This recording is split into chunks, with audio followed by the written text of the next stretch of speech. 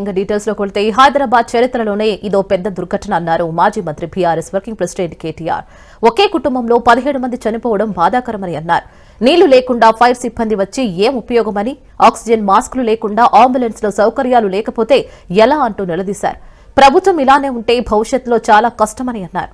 అందాల పోటీల మీద పెట్టిన శ్రద్ధ శాఖల తీరుపై పెట్టాలని సూచించారు. ఒకే కుటుంబంలో 17 మంది చనిపోవడం బాధాకరమని అన్నారు కేటీఆర్. 25 లక్షల నష్టపరిహారం ఇవ్వాలని డిమాండ్ చేశారు.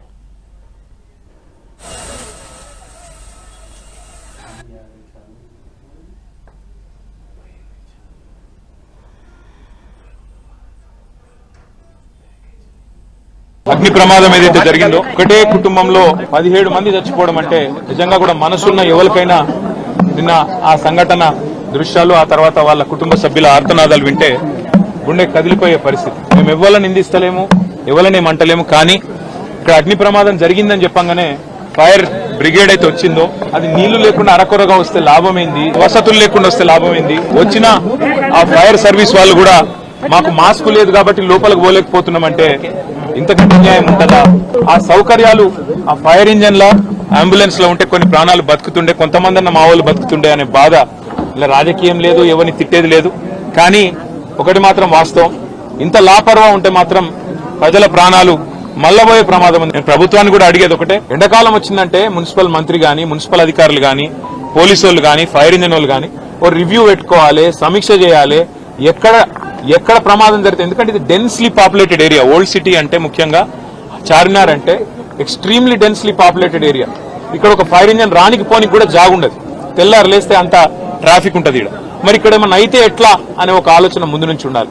ఇక్కడ ఫైర్ హైడ్రెంట్స్ పనిచేస్తున్నాయా లేవా, నీళ్ళు ఏడికెళ్ళి తేవాలి, ఇంజన్ అంటే వచ్చింది, నీళ్ళు ఏడికెళ్ళి తెచ్చుకోవాలి లాస్ట్ మినిట్ లా, ఆ సోయి ఉండాలి, అధికారులకు ట్రైనింగ్ ఉండాలి, ఎప్పటికప్పుడు మాక్ డ్రిల్స్ ఉండాలి. అవేవి లేవు, ఇది మంచిది కాదు. రెండోది, అంబులెన్స్ వచ్చింది, వచ్చినాక ఆక్సిజన్ మాస్కులు లేకపోతే ఫైర్ యాక్సిడెంట్ అయిన కాడికి ఏం లాభం? చచ్చిపోయినాక కాంపెన్సేషన్ ఒక 5 లక్షలు ఏదో ఇచ్చి చేతులు దులుపుకున్నాడు కాదు. భవిష్యత్తులో ఇంకెవరు చావకుండా చూడండి, భవిష్యత్తులో ఎవరికి ఇట్లాంటి దుర్మార్గమైన పరిస్థితి, ఇంత ఘోరమైన పరిస్థితి రాకుండా చూడండి. దయచేసి మీరు చేస్తున్నారు కొన్ని పనులు, ఇంకా మంచి పనులు చేయండి. అందాల పోటీలని వాటి మీద పెట్టిన శ్రద్ధ దీని మీద కూడా పెట్టండి, వాటి మీద పెట్టే ఖర్చు ఇక్కడ కూడా పెట్టండి. ముఖ్యమంత్రి గారు కూడా వచ్చేది ఉండే, కనీసం వచ్చి చూస్తే, ఎందుకంటే ఆయననే హోంమంత్రి, ఇంకొకరు ఎవరు లేరు. మరి ఆయన కిందికే ఫైర్ డిపార్ట్మెంట్ వస్తుంది, ఆయన కిందికే హోంశాఖ వస్తుంది. ఆయన వస్తే అధికారులు కూడా అప్రమత్తంగా ఉంటారు, అధికారులు కూడా చేస్తారు. వాళ్ళు తనలాడేది వాళ్ళు తనలాడుతున్నారు, పోలీసు వాళ్ళు, మున్సిపల్ అధికారులు వాళ్ళు పాపం చేసే కాడికి చేస్తున్నారు. కానీ పైన వాళ్ళు పైసలు ఇవ్వాలి, ఒకప్పుడు మాక్ డ్రిల్స్ ఉండాలి. మరి వాళ్ళకి ఇచ్చిన కాంపెన్సేషన్ కూడా కరెక్ట్ కాదు. 5 లక్షలు ఇచ్చిండ్రు, కనీసం ఒక 25 లక్షల నష్టపరిహారం ఇవ్వాలని చెప్పి రాష్ట్ర ప్రభుత్వాన్ని మేము కోరుతున్నాం. చార్మినార్ దగ్గర జరిగిన అగ్ని ప్రమాదంపై బీజేపీ నేత మాధవిలత స్పందించారు. ప్రమాద ఘటన మామూలుది కాదని, దీనిపై లోతైన విచారణ జరపాలని అన్నారు. రాష్ట్ర ప్రభుత్వం ఈ ఘటనపై పటిష్టమైన దర్యాప్తు చేపట్టి అసలు నిజాలు వెలికితీయాలని డిమాండ్ చేశారు.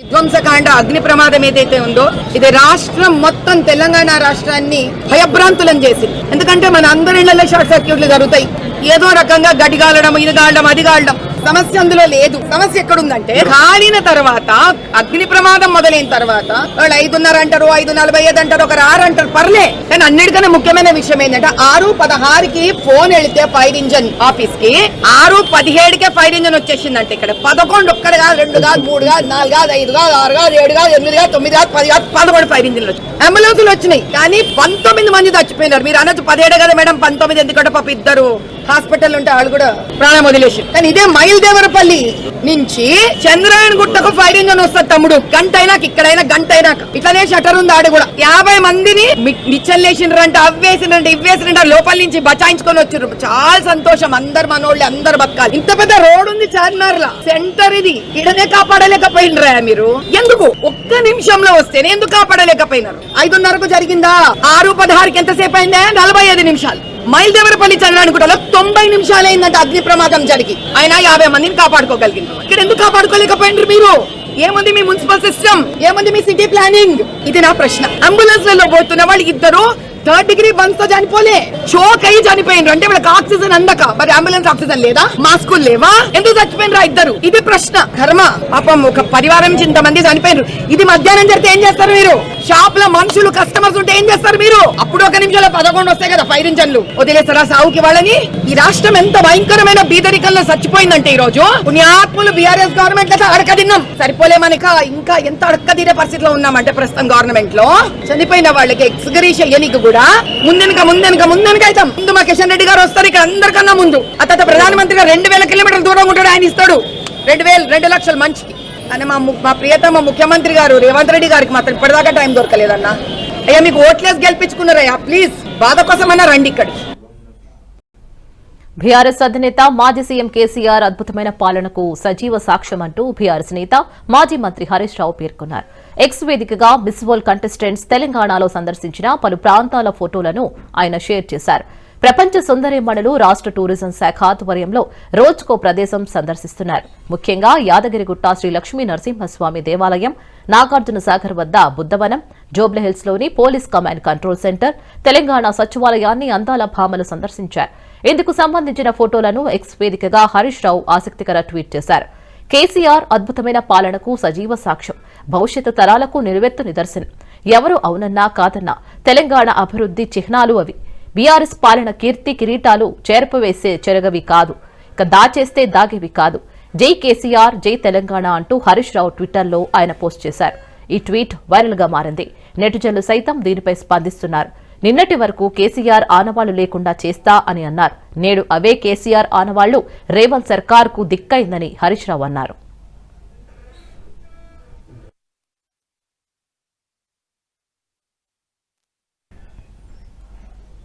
హైదరాబాద్ లో బాంబు పేలుళ్ల కుట్రను నిఘా సంస్థలు భగ్నం చేశాయి. అందుకు సంబంధించి 2 నిందితులు సిరాజ్ ఉర్ రెహమాన్, సయ్యద్ సమీర్లను పోలీసు వర్గాలు ఇప్పటికే అరెస్ట్ చేశాయి. అరెస్టైన ఉగ్రవాది సమీర్ నివాసం బోయగూడ రైల్ కళరంగలో ఉన్నట్లు పోలీసులు గుర్తించారు. సికింద్రాబాద్ లో సమీర్ పేలుళ్లకు కుట్ర పన్నినట్లు నిఘా వర్గాలు వెల్లడించాయి.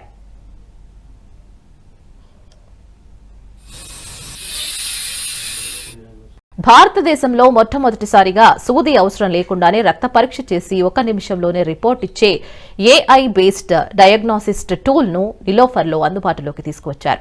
Niloufer hospital Sushena health foundation తో కలిసి క్విక్ వైటల్స్ దీని అందుబాటులోకి తెచ్చింది. ఫోటో ప్లెతిస్మోగ్రఫీ ద్వారా మొబైల్లో ఫేస్ స్కానింగ్ ద్వారా 20 నుంచి 30 సెకండ్లలోనే టెస్టులు పూర్తయ్యాయి. ఈ పరీక్ష విధానాన్ని మొదట నిలోఫర్లోని అందుబాటులోకి తీసుకొచ్చింది. నెక్స్ట్ మహారాష్ట్రలో ప్రవేశపెడుతున్నారని సంస్థ నిర్వాహకులు హరీష్ బిసం తెలిపారు. నిలోఫర్లో పిల్లలకు, గర్భిణీలకు ఇలాంటి టెస్టులు ఎంతో ఉపయోగకరంగా ఉంటాయని నిలోఫర్ సూపరింటెండెంట్ రవికుమార్ తెలిపారు.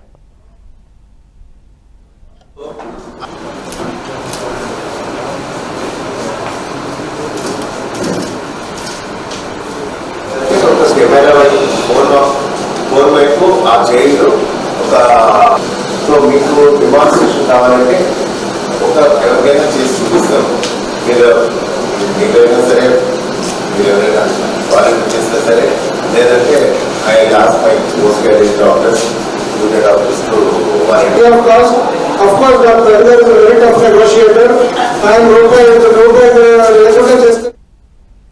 తెలంగాణ అస్తిత్వం కోసం నిలబడాలి, పోరాటం చేయాలన్న సంకల్పంతో ఏర్పాటైన తెలంగాణ జర్నలిస్ట్ ఫోరం 25 సంవత్సరాలు పూర్తి చేసుకుంది. ఈ సందర్భంగా ఈ నెల 31న జలవిహార్లో రజతోత్సవాలు నిర్వహిస్తున్నట్లు తెలిపారు. ఫోరం నాయకులు, ప్రెస్ అకాడమీ మాజీ చైర్మన్ అల్లం నారాయణ ఈ ప్రకటన చేశారు. ఇందుకు సంబంధించిన పోస్టర్ను మాజీ ఎమ్మెల్యే క్రాంతి, మారుతిసాగర్, రమణ ఆవిష్కరించారు. ఆనాడు తెలంగాణ ఉద్యమంలో రాజకీయ ఉద్యమ నేతలతో అందరితో మమేకమై పనిచేసిన ఏకైక సంస్థ తెలంగాణ జర్నలిస్ట్ ఫోరం అని అల్లం నారాయణ తెలిపారు.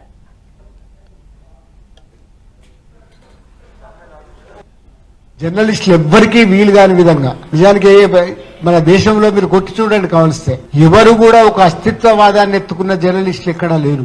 ఎత్తుకున్న తర్వాత ఒక ఉద్యమ స్థాయిలో దాన్ని తీసుకుపోయిన వాళ్ళు ఎవరూ లేరు. 1 కాదు 2 కాదు. తెలంగాణ జర్నలిస్ట్ ఫోరం పుట్టడంతో పాటుగా ఒక సంవత్సరం 2 సంవత్సరాల పాటు కొంత స్తబ్దతకు లోనప్పటికీ కూడా ఆ తర్వాత స్తబ్దతకు లోనైన ఉద్యమంలో ప్రతిసారి కూడా దాన్ని ముందుకు తీసుకుపోవడానికి ప్రయత్నం చేసింది తెలంగాణ జర్నలిస్ట్ ఫోరం. రాజకీయ నేతలతో, ఉద్యమ నేతలతో, అట్లాగే ఉద్యమంతో ప్రత్యక్ష పరోక్ష సంబంధాలను పెట్టుకొని ప్రత్యక్షంగా ఉద్యమం చేసిన సంస్థ తెలంగాణ జర్నలిస్ట్ ఫోరం. ఇది ఒక లూజ్ ఆర్గనైజేషన్స్ ఆర్గనైజ్ చేసినాం. అన్ని సంఘాల వాళ్ళు, అన్ని రకాల వాళ్ళు, A to Z. మీరు RSS అయినా పర్లేదు, RSU అయినా పర్లేదు, కానీ జర్నలిస్ట్ అయితే చాలు. ఎట్లాగైతే తెలంగాణ ఉద్యమం అనుకున్నదో మనం కూడా అట్లాగే జర్నలిస్టులందరినీ కలుపుకొని ఒక లూజ్ ఆర్గనైజేషన్ ని నమోదు చేసి దాని ద్వారా ఒక అద్భుతమైన ఆర్గనైజేషన్, లూజ్ ఆర్గనైజేషన్ గాని ఒక అద్భుతమైన ఉద్యమాన్ని చేసినాం. కాంగ్రెస్ ప్రభుత్వ తీరుపై మాజీ మంత్రి హరీష్ రావు ఘాటు వ్యాఖ్యలు చేశారు. అమలు చేస్తామన్న రైతు డిక్లరేషన్ ఆగమైంది. ఇక బీరాలు పలికిన బీసీ డిక్లరేషన్ కు దిక్కు లేకుండా పోయింది. ఇప్పుడు కొత్తగా నల్లమల డిక్లరేషన్ తెర మీదకు తీసుకువచ్చారని నిప్పులు చెరిగారు. ఆర్భాటంగా డిక్లరేషన్ ను ప్రకటించడమే తప్ప అమలు చేసే డెడికేషన్ మాత్రం అస్సలు లేదు అన్నారు. తాను నల్లమల బిడ్డనని గొప్పలు చెప్పుకునే రేవంత్ రెడ్డి తనను కలుసుకోవడానికి వచ్చిన అమాయక చెంచు బిడ్డలను అరెస్టు చేసి నిరంకుశ నైజాన్ని మరోసారి బయటపెట్టుకున్నాడు అని ఘాటు ట్వీట్ చేశారు. ఇక ఎప్పటిలాగే రేవంత్ ప్రసంగంలో తెచ్చిపెట్టుకున్న ఆవేశం తప్ప కంటెంట్ లేదు, ఇక కాంటెస్ట్ లేదు అని కూడా హరీష్ రావు ఫైర్ అయ్యారు.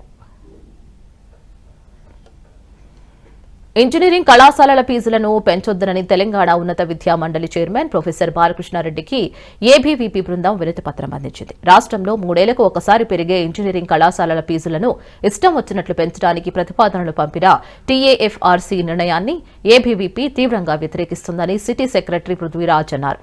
కళాశాలలు తప్పుడు ఆడిట్ లెక్కలు చూపిస్తూ ఫీజులు పెంచుకొని పేద విద్యార్థుల వద్ద లక్షలు దండుకుంటున్నారని అన్నారు. టీఏఎఫ్ఆర్సీ పంపిన ప్రతిపాదనలను విద్యాశాఖ ఉన్నతాధికారులు తిరస్కరిస్తూ చివాట్లు పెట్టారని అన్నారు. డిమాండ్లో ఉన్న కోర్సులకు లక్షల కోట్లు డొనేషన్లు పేరుతో వసూలు చేస్తున్నాయి. అయినా ప్రైవేట్ ఇంజనీరింగ్ కళాశాలల యాజమాన్యం దాహం తీరడానికి ప్రభుత్వానికి ఫీజులు పెంచాలని అడగడం ఎంతవరకు సమంజసమని పృథ్వీతేజ ప్రశ్నించారు.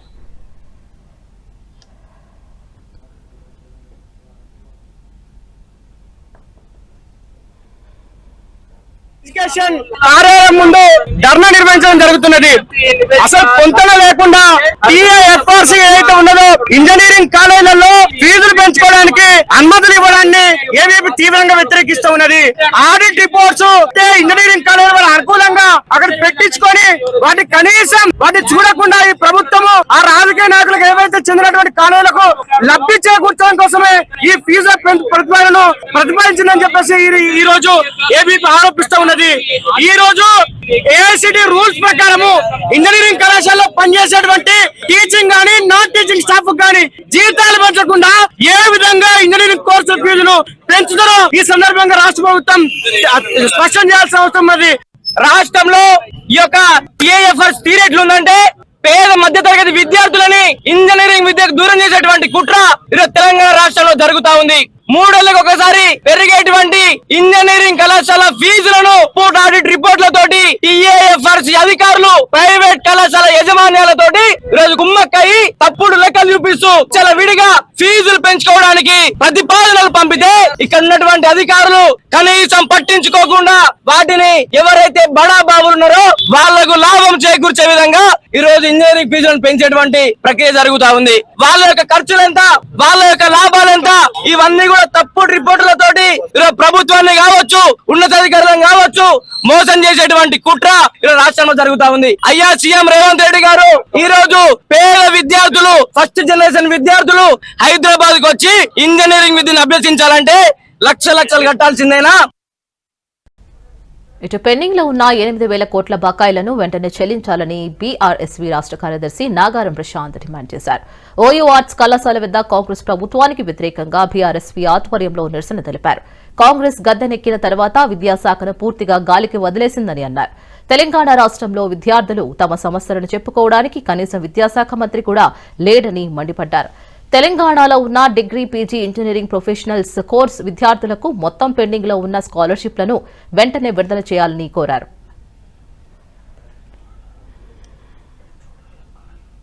కాంగ్రెస్ పార్టీ అధికారంలోకి వచ్చిన తర్వాత విద్యా వ్యవస్థను పూర్తిగా సర్వనాశనం చేసి గాలికి వదిలేస్తుంది. కాబట్టి కాంగ్రెస్ పార్టీకి ఒకటే మేము తెలియజేస్తా ఉన్నాం, ఇప్పటికి కూడా కాంగ్రెస్ పార్టీ అధికారంలోకి వచ్చిన తర్వాత ఏ ఒక్కసారి కూడా ఫీజు రియంబర్మెంట్ ఇవ్వలేదు. దానికి 8,000 కోట్ల పెండింగ్ బకాయిలు అయిపోయినాయి. దాని వల్ల ఫీజు రియంబర్మెంట్ రాక ఇక్కడ విద్యార్థులను ప్రైవేట్ విద్యా సంస్థలు కానీ బాగా ఇబ్బంది పెడతా ఉన్నారు.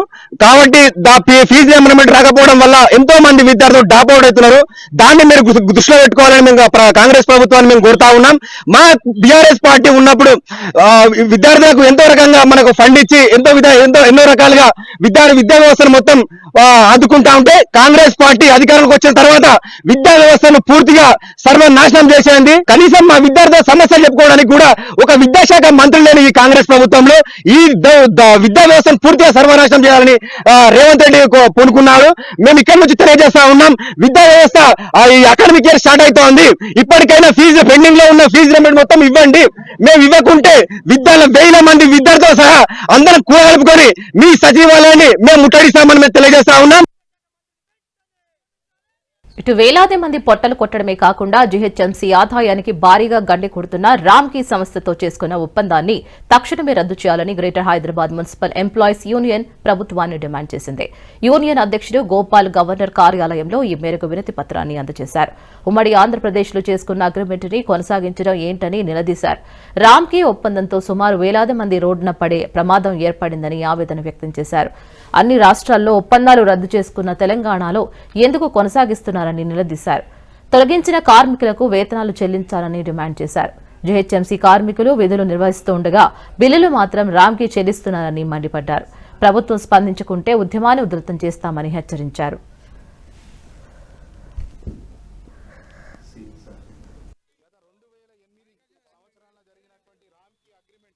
రామ్కీ అగ్రిమెంట్ అంటే ఒక పెద్ద స్కామ్. అది ఎట్లాంటిదంటే కాళేశ్వరం కన్నా పోలవరం కన్నా పెద్ద స్కామ్. ఈ జిహెచ్ఎంసీలో కడుతున్నటువంటి ప్రజల ట్యాక్స్ ఈ జిహెచ్ఎంసీని దోపిడీ చేస్తున్నారు వాళ్ళు. ఆ అగ్రిమెంట్ బట్టేవాజ్ అగ్రిమెంట్ హైదరాబాద్ ప్రజలకి, జిహెచ్ఎంసీ ఎంప్లాయీస్ కి, జిహెచ్ఎంసీకి, ప్రభుత్వానికి అందరికీ లాస్. దాంతో ఒక్క రామ్కీకే లాభము. మన జిహెచ్ఎంసీ ట్రాన్స్పోర్ట్ సెక్షన్ పనిచేస్తే సంవత్సరానికి 200 కోట్లు ఖర్చు అవుతుంది. మరి ఇలా దానికి 1100 కోట్లు ఇచ్చి మేపుతున్నారు. వాళ్ళు ఏం చేస్తున్నారంటే మా జిహెచ్ఎంసీ తోటే పని చేయించుకుంటున్నారు. రామ్కీ మా హయ్యర్ ఆఫీసర్లతో కలిసి మా జిహెచ్ఎంసీ ఎంప్లాయీస్, వర్కర్స్, లేబర్స్ వీళ్ళతో పని చేయించుకొని బిల్లు మాత్రం రామ్కీకి ఇస్తున్నారు. ఇలా వేలాది కోట్లు ప్రజల పైసలు రామ్కీ జేబులోకి పోతున్నాయి. ఈ దోపిడీని ఆపాలనే మేము గవర్నర్ గారిని కలవడానికి వచ్చినాం. మేమంతా కూడా జిహెచ్ఎంసీ ఉద్యోగులమే, పర్మనెంట్ అవుట్ సోర్సింగ్ ఉద్యోగులము. మార్చి నెల, ఏప్రిల్ నెల జీతాలు రాలేదు. 262 మంది అన్నమో రామచంద్ర అని రోడ్ల పోటీ తిరుగుతున్నారు. గత 2008 సంవత్సరాల్లో జరిగినటువంటి సికింద్రాబాద్ బేగంపేట రైల్వే స్టేషన్లో పలు అభివృద్ది పనులను ఎన్సీఆర్ సిపిఆర్ఓ శ్రీధర్ పరిశీలించారు. అమృత్ భారత్ రైల్వే స్టేషన్ల ప్రారంభోత్సవంలో భాగంగా రైల్వే స్టేషన్ పరిశీలించారు. దక్షిణ మధ్య రైల్వే నుంచి వరంగల్, కరీంనగర్, బేగంపేట రైల్వే స్టేషన్లను ప్రధానమంత్రి నరేంద్ర మోదీ ప్రారంభించనున్నారు. ఈ నెల 22న వర్చువల్ గా అమృత్ భారత్ రైల్వే స్టేషన్ను ప్రారంభించనున్నారు.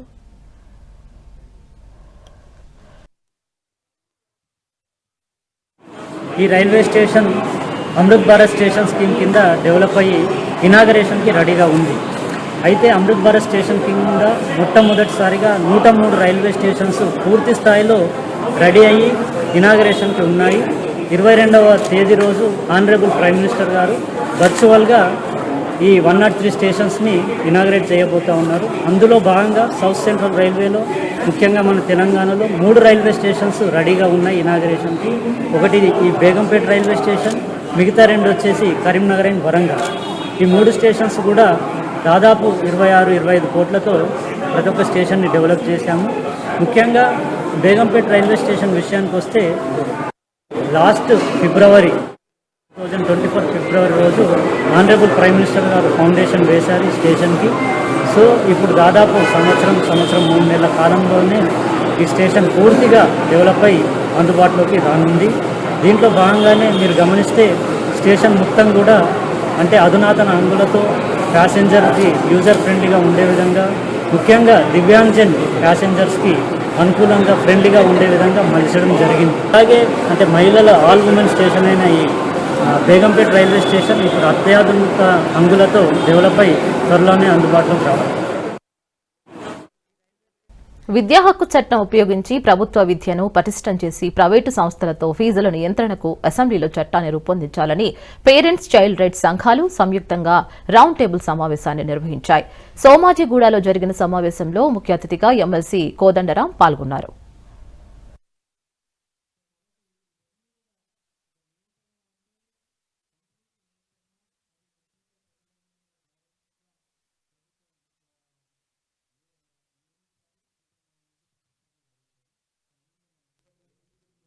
చేయాలి. విద్య అనేది ఒక హక్కు. ఆ హక్కు అమల్లోకి వస్తేనే మనం గౌరవంగా జీవించగలం. కాబట్టి అట్లాంటి పిల్లల ఎదుగుదల సాధ్యమవుతుంది. రాజ్యాంగంలో పేర్కొన్నటువంటి సమానత్వపు హక్కు కూడా మనం సాధించుకోగలుగుతాం. అట్లాంటి హక్కు సాధించుకోవాలంటే ప్రభుత్వం తప్పనిసరిగా ఫీజు నియంత్రణ చేయాలి. దానికి మించి ప్రభుత్వ పాఠశాలలో వసతులను, మౌలిక సదుపాయాలను కల్పించాలి. ఇంకొక డిమాండ్ కూడా నేను ఈ సందర్భంగా మీ ముందు ఉంచుతున్నాను. చాలా మంది మంచి విద్యను పట్టణాల్లో పొందడానికి మనం కేంద్రీయ విద్యాలయాల లాంటి స్కూళ్లను గవర్నమెంటే కూడుకొని హైదరాబాద్ లో ఒక 4-5 తానే ఏర్పాటు చేయాలని కూడా ఈ సందర్భంగా ఇప్పటికే రెసిడెన్షియల్ స్కూళ్ళు ఉన్నాయి హైదరాబాద్ లో. అవి మాత్రమే సరిపోవటం లేదు. ముఖ్యంగా కొంత మధ్యతరగతి ప్రజానీకానికి విద్యను అందించేటువంటి లక్ష్యంతో ఈ నవోదయ లేకపోతే కేంద్రీయ విద్యాలయ నమూనాలు రాష్ట్ర ప్రభుత్వం కూడా పాఠశాలను పట్టణాల్లో పెట్టాలని చెప్పి నేను కోరుతా ఉన్నాను. దానికోసం కూడా తప్పకుండా కృషి చేస్తాను. కాబట్టి ఫీజులపై నియంత్రణ ఉండాలి. ఇది ఇదివరకున్న విద్యా చట్టంలో కూడా ఈ ప్రతిపాదన ఉంది. ఆ చట్టం ప్రకారం మరి చర్యలు తీసుకోవచ్చు. కొత్తగానైనా ప్రభుత్వం చట్టం తీసుకురావాలి. రాష్ట్ర ప్రభుత్వం ప్రైవేట్ పాఠశాలను నియంత్రణలో పెట్టలేక విచ్చలవిడిగా ఏదైతే ప్రభుత్వ పాఠశాలలు ఉన్నాయో ఇష్టానుసారం ఫీజులు పెంచుకుంటున్నాయి. అనేకమైనటువంటి రాష్ట్రాలలో ఈ రోజు పంజాబ్ కావచ్చు, కేరళ కావచ్చు, మధ్యప్రదేశ్, కర్ణాటక ఆ రాష్ట్రాలలో ఫీజు నియంత్రణ చట్టాలు ఉన్నాయి. కానీ ఇక్కడ తెలంగాణ రాష్ట్రంలో ఈ రోజు ఎల్కేజీ పిల్లానికి కూడా ఈ రోజు లక్షల కొద్ది ఫీజులు వసూలు చేస్తున్నారు. ఈ రోజు బీటెక్ ఫీజులు ఏవైతే ఉన్నాయో ఎల్కేజీ పిల్లలకు కడుతున్నారు. ఇది అనేది చాలా దారుణమైన విషయం. దీనిపై రాష్ట్ర ప్రభుత్వం ఒక నియంత్రణ తేవాలి. ఎందుకంటే మధ్యతరగతి వాళ్ళు ఫీజులు కట్టలేక ఈ రోజు చాలా అవస్థలు పడుతున్నారు. మేము 2015 నుంచి కూడా ఈ యొక్క పోరాటాన్ని మొదలుపెట్టినాము. 2017లో తిరుపతిరావు కమిషన్ ఏర్పాటు చేసిన తర్వాత ప్రైవేటు పాఠశాలలను మరియు తల్లిదండ్రుల మధ్య సమన్వయం లేకపోవడం వల్ల కమిటీ రద్దయింది. మేము ఈ రోజు ఈ తెలంగాణ ప్రభుత్వాన్ని ఒకటే డిమాండ్ చేస్తున్నాము. ఈ రోజు రాష్ట్రంలో ఫీజు నియంత్రణ చట్టాన్ని తేవాలి. దాన్ని ఒక పకడ్బందీగా అమలు చేయాలని ఈ రోజు రాష్ట్ర ప్రభుత్వాన్ని డిమాండ్ చేస్తున్నాం. ప్రైవేట్ ఫీజుల నియంత్రణపై ఒక చట్టం తేవాలని ప్రభుత్వాన్ని డిమాండ్ చేస్తున్నాము. ప్రభుత్వ స్కూల్లో మౌలిక వసతుల కల్పన, పాపులేషన్ కి తగ్గట్టు స్కూల్ సరిపోక వాళ్ళు ప్రైవేట్ వైపు వెళ్తున్నారు. కానీ అక్కడ ఫెసిలిటీస్ లేకనే వెళ్తున్నారు. మా పిల్లలు బాగా చదువుకోవాలని ఒక ఆలోచనతో తల్లి ప్రైవేట్ స్కూల్ వైపు వెళ్తుంది. కానీ ఆ ఆలోచనని బిజినెస్ గా చేసుకుంటున్నారు ప్రైవేట్ స్కూల్ వాళ్ళు. సో ఫీజులు ఎవరి ఇష్టం ఉన్న రీతిలో ఫీజులు పెంచేస్తున్నారు. సో ప్రైవేట్ స్కూళ్ల యాజమాన్యాలలో చాలా ఇబ్బందులు పడుతున్నారు తల్లిదండ్రులు. ఇది ఒక పబ్లిక్ డిమాండ్. ఈ రోజు ఒక సంఘాల సమావేశము, ప్రెస్ మీట్ కాదు ఇది. ఇది ఒక ప్రభుత్వం 90% తల్లిదండ్రులు సఫర్ అవుతున్నారు ఫీజు మీద. సో ఈ రోజు ఉన్న ప్రభుత్వాన్ని మేము డిమాండ్ చేస్తున్నాము. ఫీజుల నియంత్రణ మీద ఒక చట్టం తీసుకురావాలి. దాని ఇంప్లిమెంటేషన్ ఖచ్చితంగా చేయాలి. లేకుంటే రానున్న నెక్స్ట్ లో ఇంకా పెద్ద ఎత్తున ధర్నాలు కూడా చేపట్టే పరిస్థితుల్లో ఈనాటి సమావేశం వెళ్తుందని తల్లుల సంఘం నుంచి డిమాండ్ చేస్తారు.